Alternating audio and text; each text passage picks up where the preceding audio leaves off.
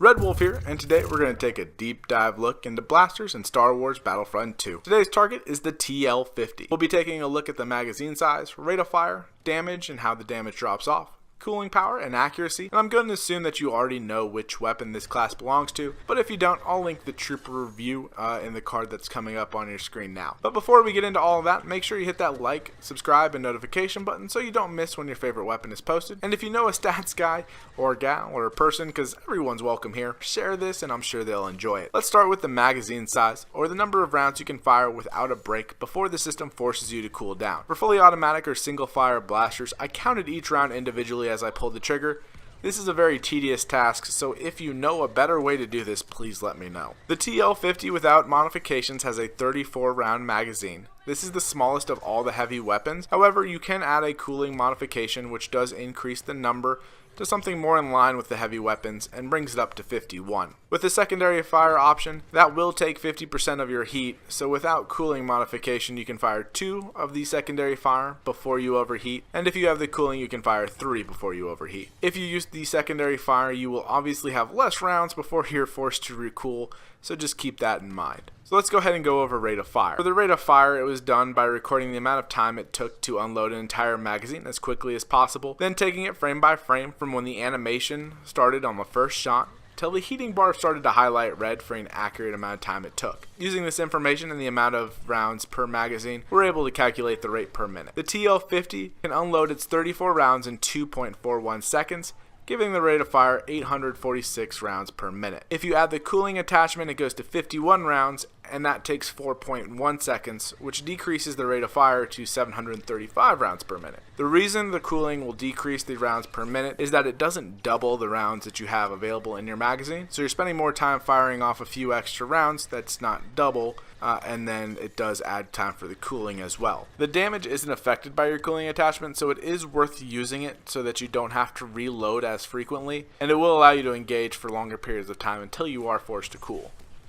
So the damage was tested in an arcade match, split screen at different distances, starting at a hug at 0 paces, and then moving out to 30 steps, running at normal speed, not using sprint so that pushing the stick all the way forward is consistent. This process was completed with each attachment to see if it changed the damage at all. Damage done does not include headshots, since headshots are inconsistent. In the case of multiple rounds firing with each pull of the trigger, the damage was calculated per round by using the base health minus the health remaining, and then divided by the number of rounds fired to get the damage per individual round. The TL-50 will do 20 damage per round up to 14 steps away. From there, it will drop down to 50% of that to 10 damage per round at 26 steps away. This is a 4-step decrease to the max range from the officer and the assault class, which both level off around 30 paces. The graph you see is the drop-off rate as you get farther from the target. The damage the TL-50 does per round is lower than every other weapon for every class besides the CR2. So with the damage in mind, it will take 5 rounds with the TL-50 to kill a specialist, 8 rounds to kill an assault or officer,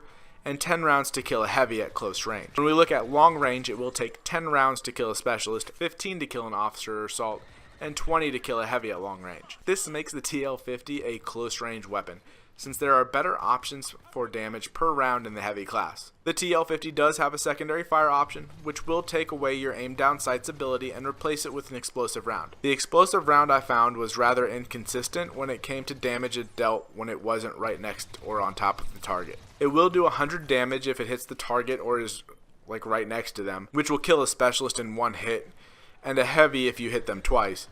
There is a rather long cooldown between being able to use it again after you fired it already, so it's best to mix it in with your normal fire. The minimum damage I could get the secondary fire to do is 9 damage, and that was around 5 steps away from the target. After 5 steps it won't do any damage, so you will need to get it rather close, but I do recommend using this attachment since it will increase your ability to kill.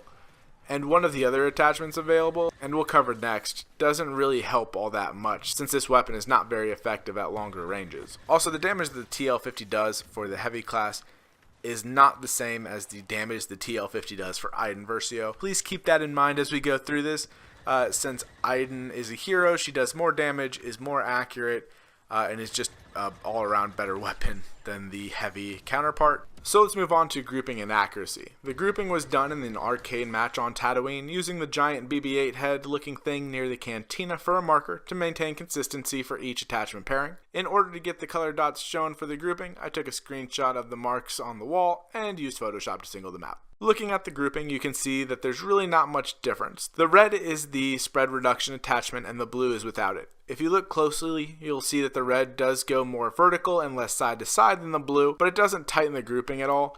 Therefore, the spread reduction doesn't really help you at longer ranges, since you're just going vertical instead of more horizontal. I do not recommend using the spread reduction on this weapon, since you can replace it with the secondary fire and cooling options, which will give you more rounds to fire before you're forced to cool, and then the secondary fire will also help bring down larger targets, like reinforcements and heroes. The TL-50 is going to be one of the few weapons that I actually recommend not to aim down sights with.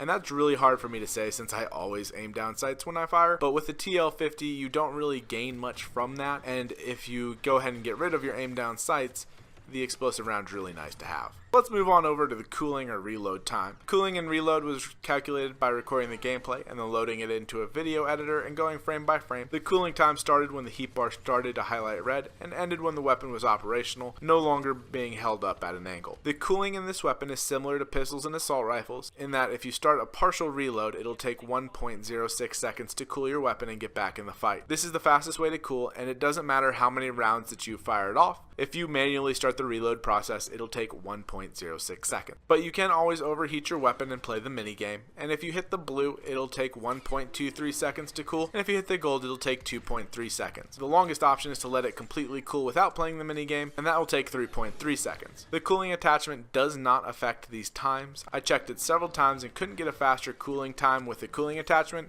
It appears that the cooling attachment just gives you more time before it forces your cooling cycle. While I really do like the TL-50 and it is kind of the weapon that I tend to use if I'm playing the heavy class, I think there might be some better options out there when we're looking at just raw damage per round.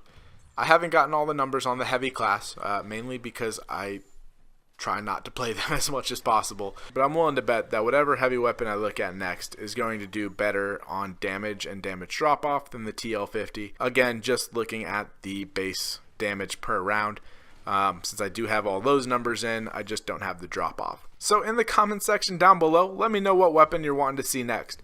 If we get enough focus on one in particular, I'll see what I can do to move it up, and if you don't care about the weapon but just a specific class, let me know and I'll see what I can do there. If none of this still applies to you, tell me, if you see one of these three on TV, which one do you choose to watch?